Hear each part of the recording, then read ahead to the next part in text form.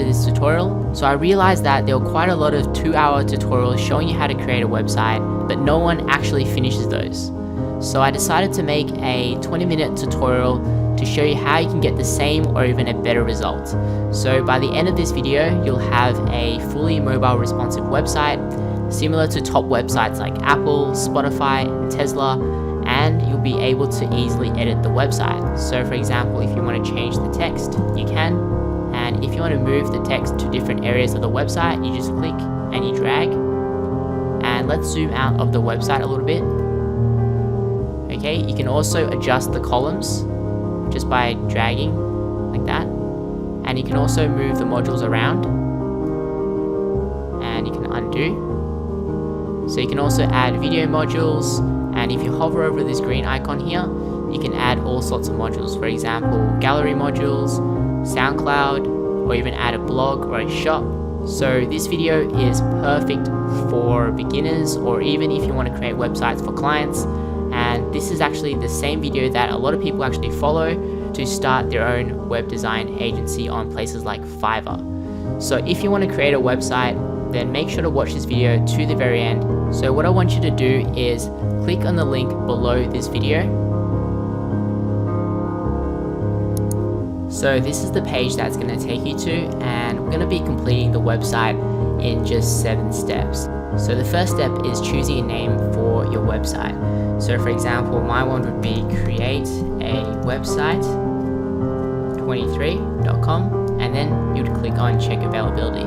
So if it's available, then you can scroll down and proceed to get your domain and hosting. So the hosting is where all your website files, such as the images and the text, are stored. So it's sort of like a housing platform for your content, and this allows everyone to view your website all around the world 24/7. So click on get domain and hosting, and it's going to direct you to HostGator. So HostGator is what I use, but you can use other web hosts as well. So we're going to click on web hosting up here, and you've got 3 different plans to choose from. As a beginner, I recommend choosing the hatchling plan because it's the cheapest one to start off with, and you also get a free SSL certificate. SSL basically means you get the HTTPS and you have the secure icon. And then click on buy now. So here you would enter in the domain name that you put in before. So create a website 23, and then you click on the outside. So that should show that it's available. So you want to scroll down. For domain privacy, this is optional. I'm going to deselect it for this video. We're going to scroll down. For the package type, you can select hatchling here. So for the billing cycle, click here, and you can select month to month, or you can select a longer term, which gives you a much bigger discount. So for this video, I'm going to choose month to month, but if you know that you're going to have a website for long term, then choose a longer term. For a username, and I'm going to enter a security pin, and then scroll down. So I'm going to fill in my billing information and my credit card details.